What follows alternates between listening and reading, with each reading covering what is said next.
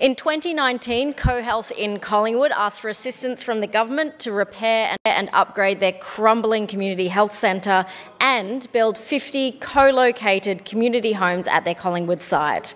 They were asking for a government contribution of $25 million for a project that would benefit the broader community in both a health and housing crisis.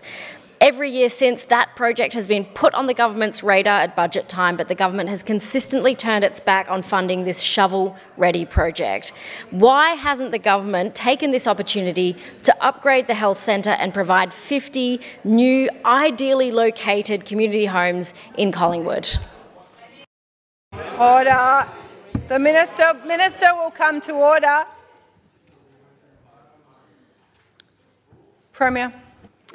Thank you, Speaker, in acknowledging the member for Richmond's question and how in the past she has not supported public and social affordable housing in her electorate. I will say... Premier, resume her seat. Order. The Minister for Economic Growth and Jobs, you are warned. On a point of order, member for Melbourne. Speaker, the Premier knows that question time is not an opportunity to attack other members, and I'd ask you to bring it back to the question. On the point of order, Deputy Premier. The Premier's only been on her feet for 14 seconds and she was going directly to the question on community homes and just pointing out the member's local record when it comes to supporting community housing. Remind the Premier not to attack the opposition and Premier to continue to answer the question. And Speaker, those of us on this side of the House are proud to partner with those providing community housing outcomes, because you don't only get the housing outcome, you get the wraparound supports that can make such an important difference in keeping Victorians and their families in that safe, secure housing environment.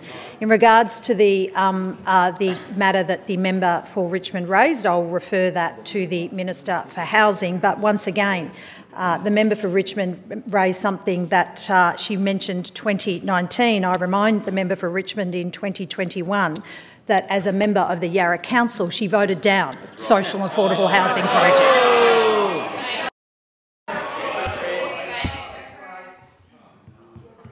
Member for Geelong. On a supplementary question, member for Richmond. Thank you, Speaker. The current situation at cohealth is so bad, and I've seen it for myself with my own eyes, that there are waterfalls inside the corridors when it rains. They have to cancel appointments when it rains.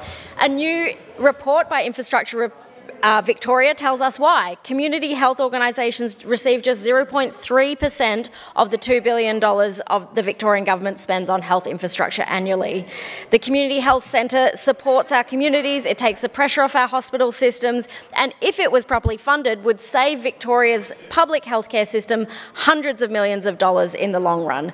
Will the Premier respond to Infrastructure Victoria's call and increase community health's share of Victoria's health infrastructure budget? Member for Sunbury. Premier.